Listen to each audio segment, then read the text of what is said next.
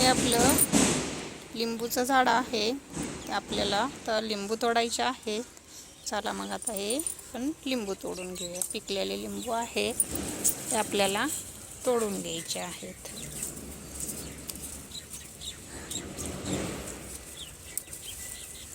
असे लिंबू आपल्याला तोडून घ्यायचे आहेत. छान असे लिंबू पिकलेले आहेत, मोठे पण झालेले आहेत. त्याच्यामुळे आपल्याला हे लिंबू तोडून घ्यायचे आहेत.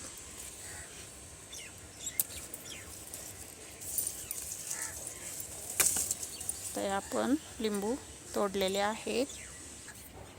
तर जेवढे पिकलेले होते तेवढे लिंबू तोडून घेतलेले आहेत. आणि हे छोटी साईज आहे आणि हे आता मोठी होईल, ते पण येतील परत तोडायला. तर जेवढे आपल्याला तोडायचे होते तेवढे आपण तोडून घेतलेले आहेत. तोडलेले आहेत तरी पण भरपूर लिंबू आहेत छान असे. तर या झाडाला आपल्याला जे आपलं किचनमध्ये भाज्या आहे निवडलेल्या असतात, भाज्या राहतात मागं, त्या आपण काय करते निवडून मी असं माती साईडला करून अशी झाडातली आपण हे भाजीपाला निवडून राहिलेला असते ते मी याच्यामध्ये टाकत असते. म्हणजे झाडांना खत होतो आणि छान असे लिंबू लागतात. मग झाडांना छान असे झाडांची ग्रोथ छान होते आणि मस्त लिंबू लागायला चालू होतात.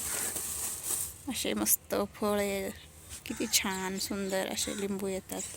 तर आपण एवढे लिंबू तोडलेले आहेत छान.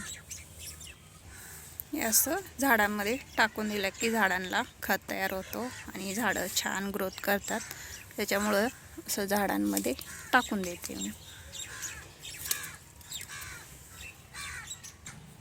झाडं आपण कटिंग करून घेतली होती. आता बघा किती छान सुंदर असे फुटत आहेत. त्याला असे ते आपण चहा पावडर घेतलेले फ्रेश चहा पावडर आहे तेच मी झाडांना द्यायला लागलेले आहे.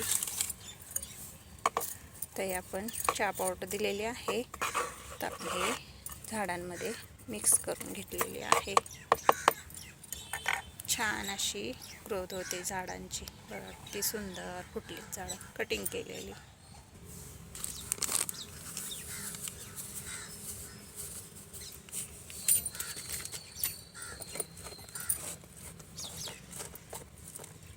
तर याची पण आपण कटिंग करून घेतलेली होती या झाडाची. बघा किती सुंदर झाड असं फुटायला लागलेलं आहे छान.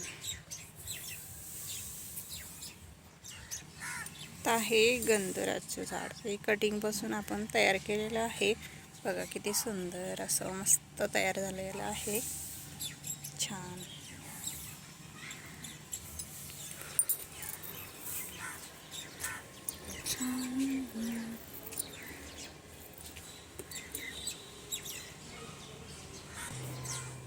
पिवळे गुलाब किती छान असे सुंदर फुलायला लागलेले आहेत. बघा किती सुंदर आहेत गुलाबाचे पिवळे फुलं.